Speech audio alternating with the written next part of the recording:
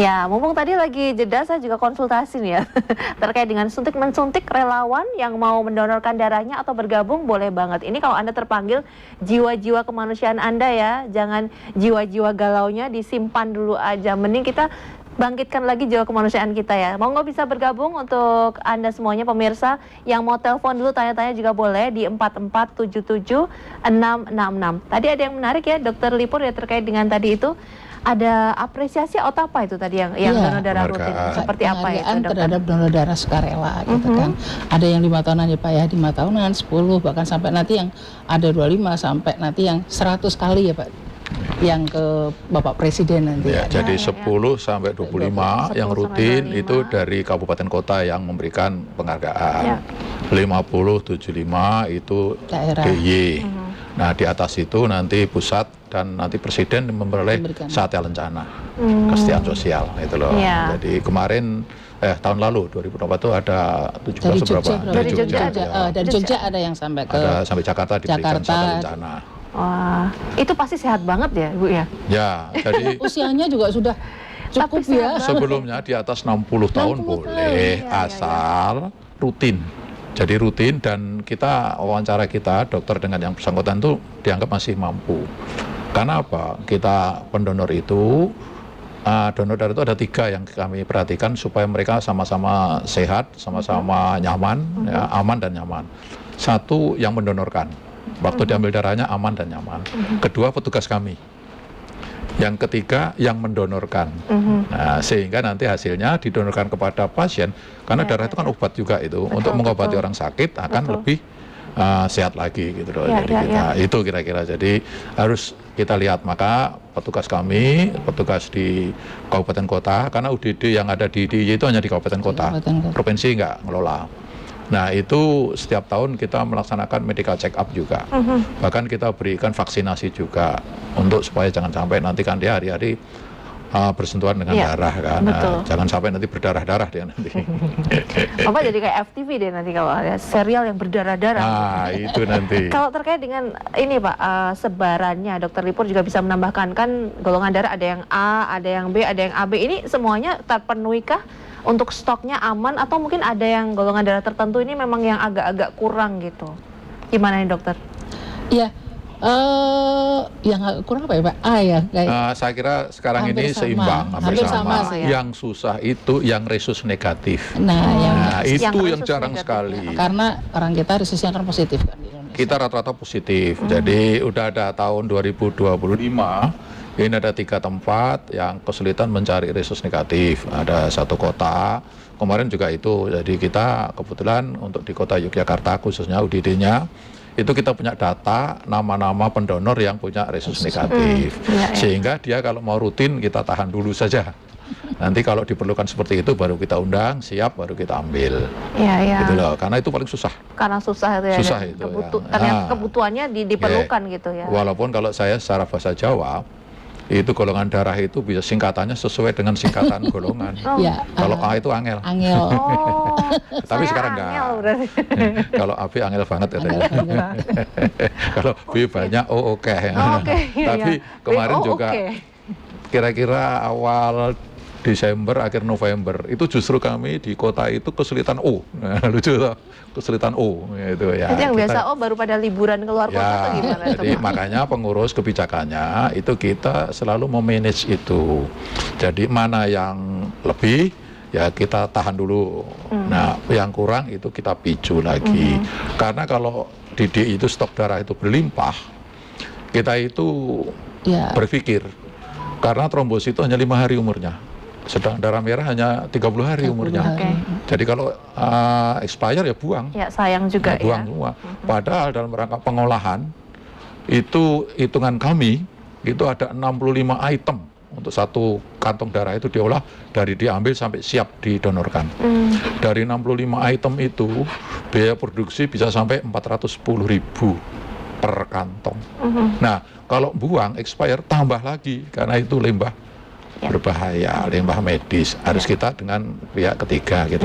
Makanya kita gimana pengurus ini kebijakannya memanage seperti di bank, makanya bank darah supaya neraca antara pemasukan pengeluaran itu terjaga Ya, nah ini Januari, Februari, Maret ini agak sedikit krisis, bukan krisis ya, kurang. Makanya kita ini terima kasih tadi sekali lagi diundang, kita bisa membantu untuk menyelenggarakan donor darah. Karena apa?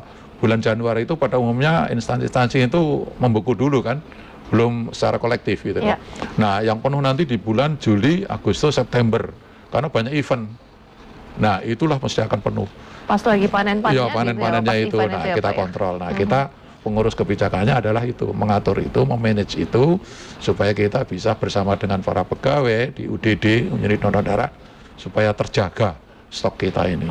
Karena kalau orang perlu darah, awal bulan, ini ada beberapa yang memerlukan darah ini, kata Bu Lipur. Satu yang memang rutin cuci darah. Ya. Kedua yang talasemia mayor. Yang ketiga kanker darah ya Bu, Iya. ada 4 itu yang rutin. Jadi sebetulnya di IY ini kalau awal bulan ini minimal harus 1000 kantong itu kita stok. Karena rutin sudah itu yang memang sudah statistik rutin, ya. kita itu untuk mencukupi rumah sakit maupun komunitas lain yang memerlukan darah tadi. Kira-kira gitu Mbak. Ya, ini teman-teman yang di sini ini udah 17 tahun ke atas semua nih, Dokter Sudah. Lipur ya. Sudah. Adik-adik habis ini ya.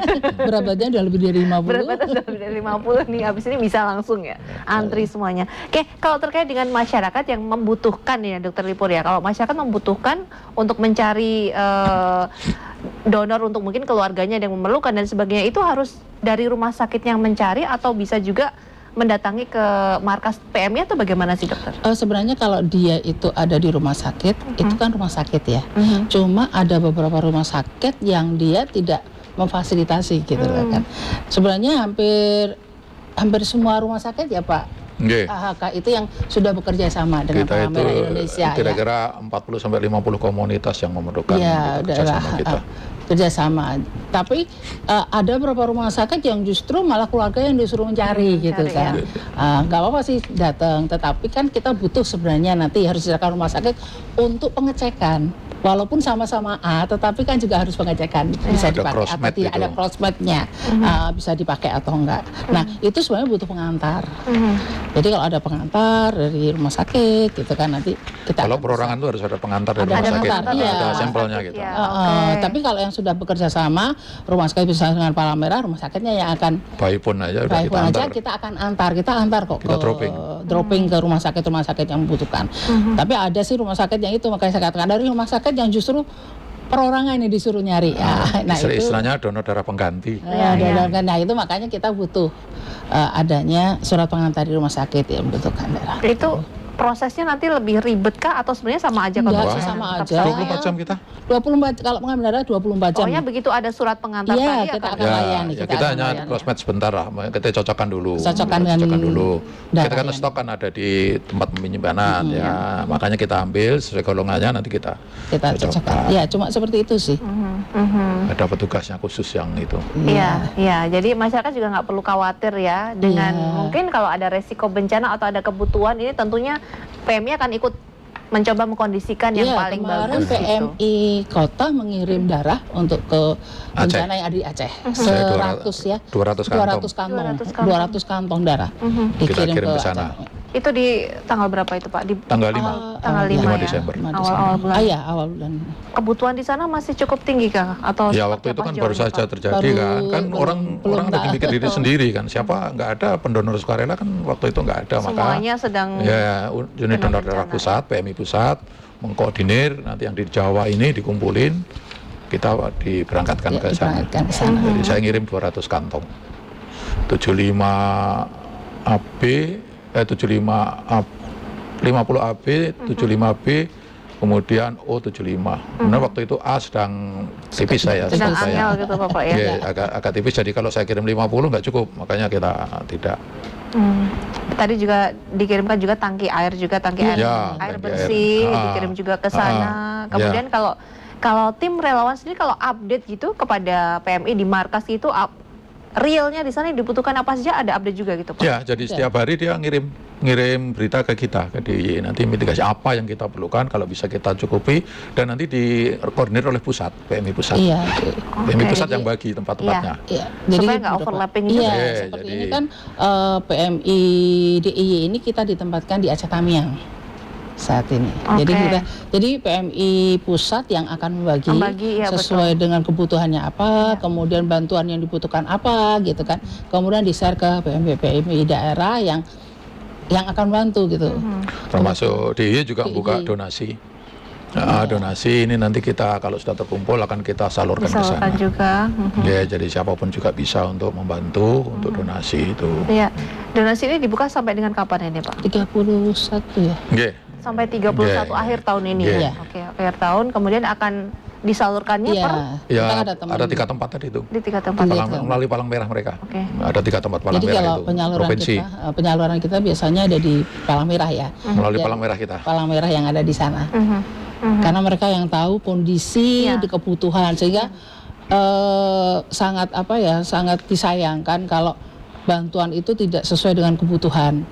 Kita dengar berita kemarin kan, begitu banyak pakaian yang pantas pakaian dikirim berkoli-koli, akhirnya kan justru malah menjadi sampah di sana. Nah itulah, jadi kita memang teman-teman kita di PMI ada yang bagian assessment ya, di mana dia akan melakukan assessment kebutuhan apa yang dibutuhkan, kemudian dia akan share dan nanti kita akan bantu apa kita bagi. Di pertengahan Desember kami juga dapat titipan dari masyarakat DIY itu mengirim perlengkapan bayi sama perlengkapan ibadah ya, kita kirim ke sana. Kita kirimkan ke sana untuk kerjasama dengan salah satu ekspedisi. Ekspedisi itu membuka program. Ya mereka kita titipkan mereka yang akan bagi secara terpusat, nanti mereka akan bagi mana yang paling diperlukan. Itu kemarin yang paling perlukan pakaian bayi, perlengkapan bayi sama perlengkapan ibadah, sajadah, mukena, sarung. Nah itu kita kirim. Kalau pakaian waktu itu sudah overload, jadi kalau bisa jangan berupa pakaian mintanya. Ini tapi donasi yang dibuka ini apa saja diterima atau diutamakan? Ini sementara ini dana dulu kita. Dana kita. Karena kalau pengiriman juga nanti akan repot juga. Ya, betul. Bahkan kita juga sudah kerjasama dengan salah satu mitra kita untuk DIY itu dengan Apotek K24, itu juga mereka membantu obat-obatan. Jadi K24 itu sudah rutin membantu melalui PMI DIY ya untuk mengirim ke sana berupa obat-obatan dan juga memberikan sponsor untuk memberangkatkan tim kita. Ini kalau dengar cerita dari Pak Haka dan juga Dr. Lipur ini sebenarnya masyarakat ini tingkat kepeduliannya sudah sangat tinggi ya di bidang apapun. Sudah. Yang mereka biasa. Punya ya tadi yang di pengiriman itu ya, itu juga ada program pengiriman ini gratis buat di tempat-tempat yang bencana untuk pengiriman itu luar biasa sekali ini. Juga kemarin kita juga dibantu salah satu maskapai gimana pada saat kita memberangkatkan 11 orang ini bagasi kita kan banyak ya, karena gratis kita digratiskan untuk bagasi kita digratiskan karena perlengkapan untuk bawa ke sana kan banyak. Perlengkapan kita pasti banyak sekali gitu yang perlu dibawa ke sana ya. Termasuk kami ngirim darah pun itu pas ada jadwal kita dibantu Komandan Lanut Adi Sipto. Pas ada pesawat yang ke Halim, ya kami bawa 2 staf kami ngirim ke sana. Ya udah, kita nggak keluar biaya, nanti di Halim ditampung oleh UDD Pusat, dari sana dikirim ke Aceh oleh UDD Pusat. Jadi kita ngumpulnya memang di Halim, jadi mudah kita. Hari itu juga langsung bisa terkirim. Nah darah kan ada waktunya kan. Jadi kalau dari sini nggak terlalu berat, tapi esnya itu kan harus kita masukkan callbook yang ada esnya, terus terjaga temperaturnya, sehingga jadi berat. 200 kantong itu kalau ditimbang mau sekitar 80 kilo. Karena kan untuk treatment membawanya cool box-nya yang diperlukan. Maka cool box terus dalamnya ada es batunya. Oke, kita masih ada segmen berikutnya. Menarik ya perbincangan kita pemirsa ya. Makanya jangan kemana-mana, tetap di sini, kami akan kembali untuk Anda usai jeda berikut.